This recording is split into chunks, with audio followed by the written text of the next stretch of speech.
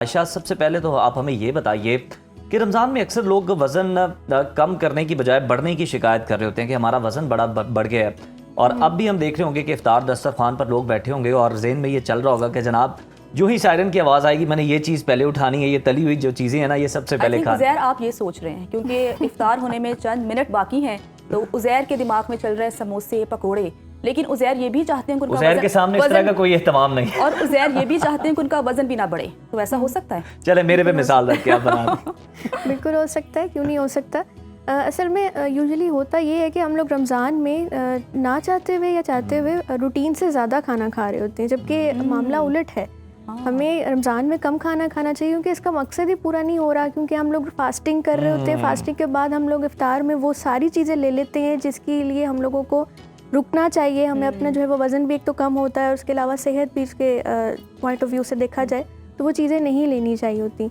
लेकिन अनफॉर्चुनेटली हम लोग जो है वो रूटीन से ज़्यादा खाना खा रहे होते हैं, तो ये एक बड़ी मेजर वजह होती है। वो कहते हैं कि हम लोग 12-13 घंटे भूखे रहते हैं, अगर उसके बाद अगर हम पकोड़े समोसे खा लें तो हम पतले हो सकते हैं। तो ये मिसकंसेप्शन है जो कि गलत है। बिल्कुल मिसकंसेप्शन है। देखिए 12-13 घंटे के लिए आपका स्टमक वर्किंग में नहीं है और आप सडनली उसको इतने हैवी वेट आइटम्स जब इंट्रोड्यूस करवाना स्टार्ट कर देते हैं तो ये बिल्कुल ऐसे ही है कि जैसे एक मशीनरी है वो बिल्कुल एक टाइम के लिए जो है वो स्टॉप की हुई है और आपने सडनली उसके ऊपर इतना लोड डाल दिया और वो फौरन से जब वर्किंग में आती है तो जाहिर है उसकी वर्किंग में मिसाल ये भी हो सकती है ना कि आप बिना वार्म अप के हैवी वेट ट्रेनिंग करना शुरू कर दें तो फिर उसके उल्टे नुकसान ही होते हैं आपको फायदे की बिल्कुल ऐसे ही है, बिल्कुल ऐसे ही है। और दूसरी बात, अगर जब आप सबसे पहले जो एम्प्टी स्टमक आप खाना ले रहे होते हैं, जो अपने स्टमक को इंट्रोड्यूस करवा रहे हैं, वो होता भी यूजुअली फ्राइड आइटम्स हैं। जितने भी जंक फूड हैं, जितने भी अनहेल्दी आइटम्स, अनहेल्दी ऑप्शंस हैं, वो ज़्यादातर इंट्रोड्यूस करवाए जा रहे होते हैं। पीते हैं प्यास बुझाने के लिए। बिल्कुल ऐसे ही है। तो ये सब चीज़ें जो जितनी भी हम लोग अनहेल्दी आइटम्स लेते हैं। जिस तरह आपने बात की कि लोग ना रमज़ान में ज़्यादा खा रहे होते हैं, उन्हें मतलब पता भी नहीं चल रहा होता, हालांकि कम खाना चाहिए।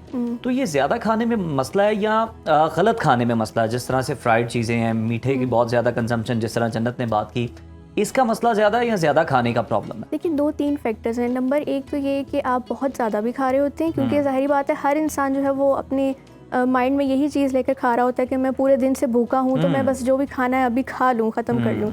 और सेकेंडली हमारी ऑप्शंस भी इस तरह की अनहेल्दी होती हैं। यूजुअली अगर हम लोग रूटीन में अपने मील्स को देखते हैं तो हम इतना अनहेल्दी नहीं खा रहे होते एज़ कम्पेयर टू रमज़ान।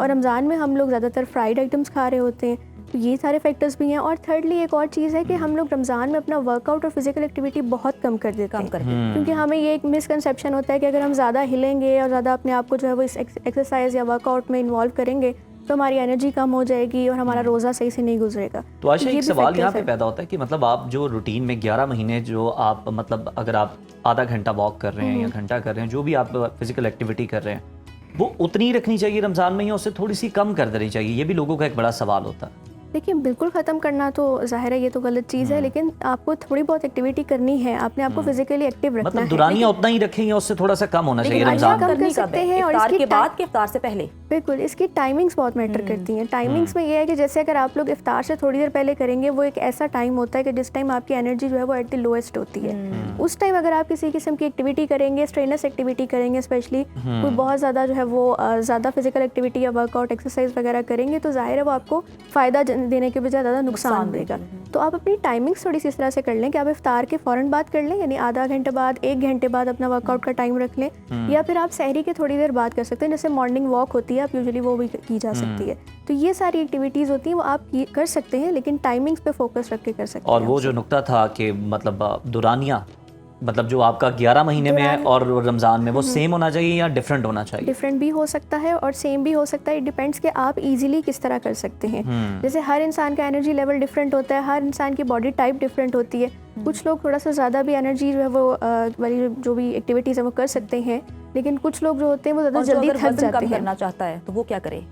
जो वजन कम करना चाहते हैं सबसे पहले तो कितनी वॉक करे, डाइट पे फोकस करें। वो बहुत कुछ करे, वो बताएंगे आयशा।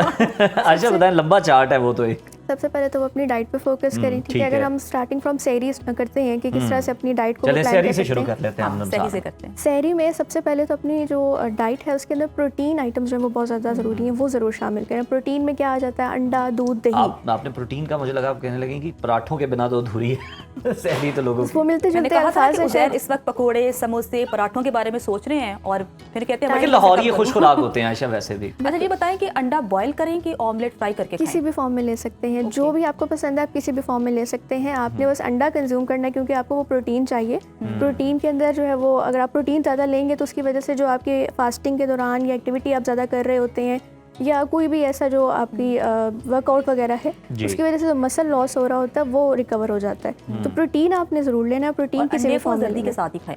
वो आपकी मर्जी है। कुछ लोग ऐसे होते हैं कि जिनको जर्दी डाइजेस्ट नहीं होती, कुछ को पसंद नहीं होती। अच्छा, तो कहा इट जाता टोटली है अगर डिपेंड्स। वेट आपने कम करना है तो जर्दी अवॉइड करें। नहीं, ऐसा कुछ भी नहीं है। आप फैट कटर है सर्दी का। होल एग भी ले सकते हैं और आप एग वाइट्स भी ले सकते हैं। It totally depends on your own self, ठीक है, आपकी अपनी पसंद पे होता है। और इसके अलावा और आप क्या प्रोटीन ऑप्शंस आ जाती हैं शहरी में हमारे पास? इसके अलावा आप रोटी ले सकते हैं। अगर आप पराठे के शौकीन हैं, इवन आप पराठा भी ले सकते हैं। आप अच्छा। उसकी क्वांटिटी थोड़ी कम कर सकते हैं। मतलब आप बहुत हैवी वेट और 2-3 पराठे खाने के बजाय बेहतर है कि आप 1.5 पराठा ले लें, 1 पराठा ले लें, ठीक है। उसके साथ आपके पास जो भी रूटीन में जो सालन है या जो हमारी रूटीन की सहरी होती है वो आप ले सकते हैं। दही का इस्तेमाल कर लें। दही बिल्कुल, प्रोटीन में आप दही भी ले सकते हैं, दूध भी ले सकते हैं। और इसके अलावा खजूर का इस्तेमाल जो यूजुअली इफ्तार में होता है, मैं हमेशा रिकमेंड करती हूँ सब लोगों को कि खजूर का इस्तेमाल सहरी में भी लाजमी करें। एक तो उसमें फाइबर होता है, वो आपको फीलिंग ऑफ फुलनेस ज़्यादा देर तक रखता है, और सेकेंडली वो बहुत ज़्यादा एनर्जेटिक फूड आइटम है। अगर आप वो लेते हैं तो आपका रोज़ा काफ़ी देर तक जो है वो अच्छा फाइबर बड़ा गुजरता है। इंपॉर्टेंट है क्योंकि ये काफ़ी देर तक आपको भूख नहीं लगने देता और आपको एहसास होता है कि आप जनाब फुल हैं अभी तक। तो फाइबर वाली ऐसी कौन सी डाइट्स हैं जो आपको सहरी में लेनी चाहिए ताकि आपका जो है ना वो इफ्तारी तक अच्छा गुजारा हो सके? इफ्तारी तक तो नहीं मैं कह सकती, लेकिन ये है कि दिन का मैक्सिमम टाइम जो है वो आपका अच्छा गुजर सकता है। यानी आप 12-1 बजे तक आपको जो है वो भूख लगने के चांसेस नहीं होंगे। तो उसमें आप जैसे मैंने बताया कि 2 से 3 खजूरें ले सकते हैं। इसके अलावा फ्रूट का इस्तेमाल लाजमी करें। कोई भी फ्रूट ले सकते हैं, वो अपने खाने के साथ ऐड करें। सेब है, केला है, कोई भी फ्रूट आप ले सकते हैं, ठीक है।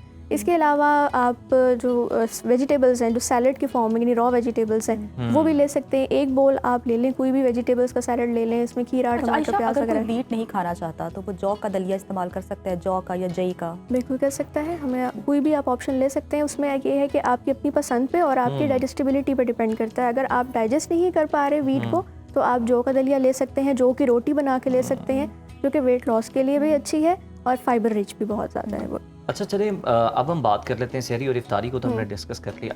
रमज़ान के बाद मतलब जिन लोगों ने तो बड़ी अच्छी रूटीन फॉलो की है ना रमज़ान के अंदर, सहरी और इफ्तारी उन्होंने बड़ी कंट्रोल की हैं। अब आगे वो अपना लाइफस्टाइल किस तरह से मैनेज करें कि ताकि जो रमज़ान में उन्होंने मेहनत की है वो आगे चल के उनकी ज़ाया ना हो जाए? क्योंकि अक्सर लोग ना ईद पे बहुत ज़्यादा खा लेते हैं। बिल्कुल ऐसे ही है। हम लोग कुछ लोग जो बिल्कुल सही दावतें तरीके ऐसी से चल रही होती हैं, दावतों का सिलसिला चल रहा होता है। अच्छा, दावतों के लिए मैं थोड़ा सा ही बता देती हूँ कि अगर ईद के बाद जैसे ईद पे दावतें वगैरह होती हैं तो अपने आप को रिस्ट्रिक्ट नहीं करना। ये नहीं है कि आप इंजॉय ना करें, इंजॉय करें ज़रूर करें, लेकिन थोड़ा सा माइंडफुल ईटिंग के साथ करें।